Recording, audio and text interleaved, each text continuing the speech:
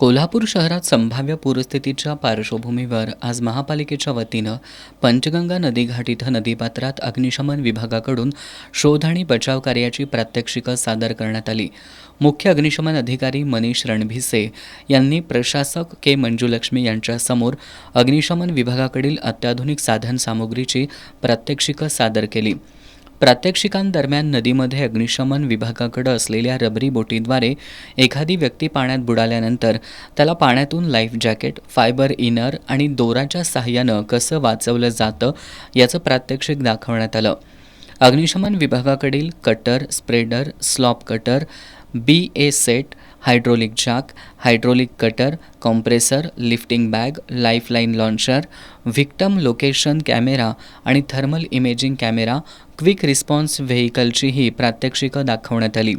यावेळी Maharashtra soldier force आणि national fire college Kolhapur या संस्थेकडील स्वयंसेवकांना अग्निशमन विभागाकडून आपत्तीच्या काळात बचावकार्य करण्याचं प्रशिक्षण देण्यात आलं. संभाव्य पूरस्थितीत निर्माण होणाऱ्या धोकादायक परिस्थितीचा सामना करण्यासाठी महानगरपालिकेची आपत्कालीन यंत्रणा पूर्ण सज्ज असल्याचं महापालिका आयुक्त के मंजुलक्ष्मी यांनी यावेळी सांगितलं. आज आपण आपल्या फायर फोर्सेसच्या वतीने पंचगंगा नदीला मॉक ड्रिल घेतलेले आहे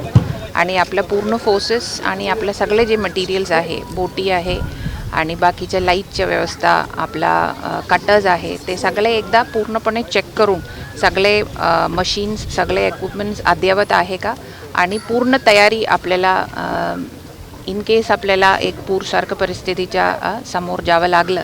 तर महानगरपालिकेच्या वतीने, अग्निशमन विभागाच्या वतीने पूर्ण तयारी आहे हे चेक करायच्यासाठीच आपण आले होते आणि आम्ही सक्सेसफुली ते मॉक ड्रिल पूर्ण केलेले आहे. या प्रसंगी अतिरिक्त आयुक्त राहुल रोकडे, मुख्य अग्निशमन अधिकारी मनीष रणभिसे, स्थानक अधिकारी दस्तगीर मुल्ला, कांता बांदेकर, जयवंत खोत, ओंकार खेडकर, तांडेल भगवान शिंगाडे, मधुकर जाधव, अभिजित सरनाईक, विजय सुतार, प्रमोद मोरे, संग्राम मोरे, प्रवीण ब्रह्मदंडे, संग्राम पाटील, नितेश शिंगारे, सौरभ पाटील यांच्यासह अग्निशमन विभागाकडील जवान, महाराष्ट्र सोल्जर फोर्स संस्थेकडील स्वयंसेवक उपस्थित होते.